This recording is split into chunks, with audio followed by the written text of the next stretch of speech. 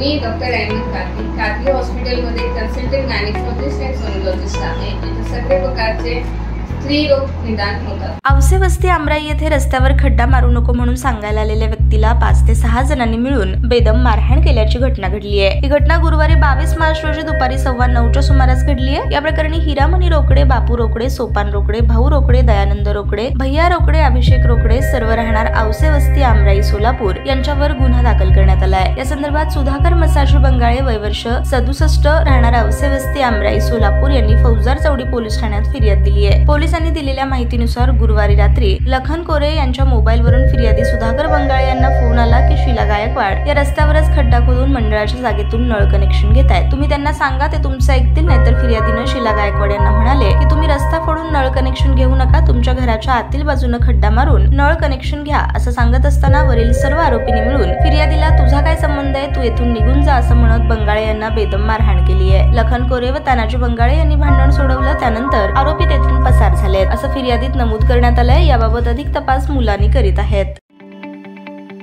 ताज्या बातम्या पाहण्यासाठी प्राईम महाराष्ट्र न्यूज चॅनलला सबस्क्राईब करा।